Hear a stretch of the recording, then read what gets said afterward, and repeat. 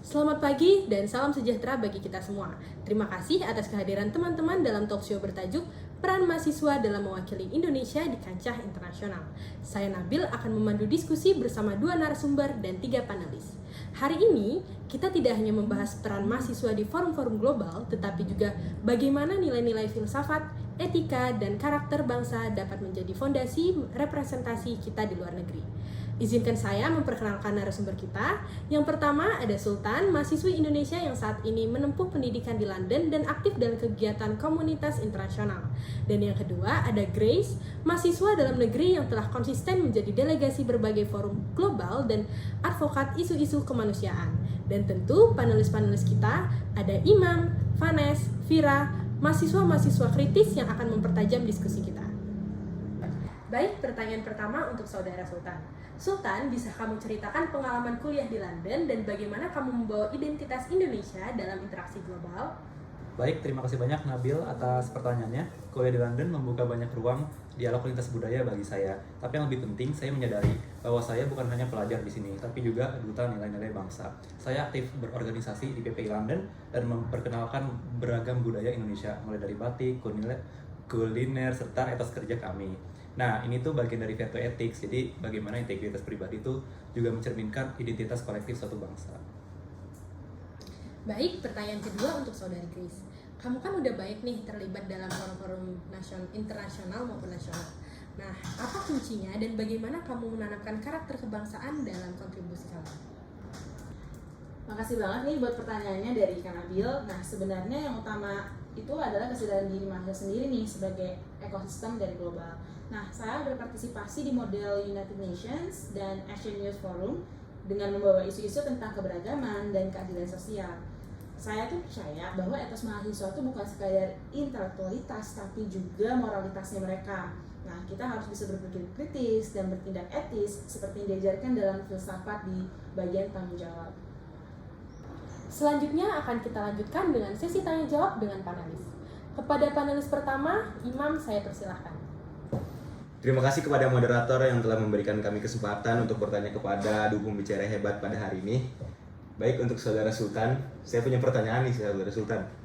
Bagaimana kamu menjaga identitas Indonesia dalam interaksi global yang seringkali penuh kompromi nilai? Nabil, saya rasa ini tuh tentang konsistensi nilai. Identitas bukan hanya budaya, tetapi juga bagaimana kita bersikap.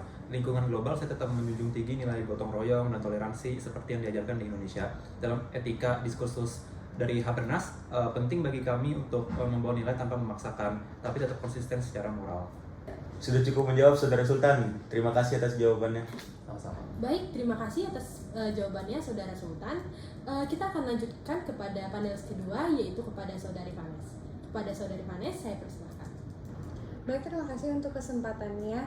Saya mau bertanya kepada Grace, apa tantangan terbesar bagi mahasiswa Indonesia di forum internasional dan bagaimana cara kamu mengatasinya? Terima kasih.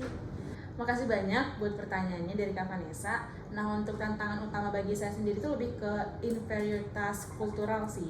Jadi kita tuh sering merasa tidak cukup layak di situ. Padahal dalam filsafat eksistensial, nilai kita tuh sebagai individu ditentukan oleh aksi kita, bukan asal geografis kita.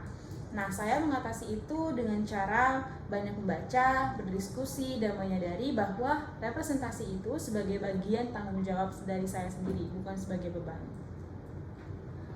Baik, terima kasih untuk Saudari Grace, jawabannya sudah cukup. Baik, kita akan lanjut ke panelis berikutnya, yaitu kepada Saudari Vira, saya persilahkan. Baik, terima kasih atas kesempatannya. Saya izin bertanya kepada Grace dan Sultan, apakah semua mahasiswa terlepas dari jurusannya perlu aktif dalam hubungan internasional? Baik, terima kasih buat pertanyaannya dari Kak Vira.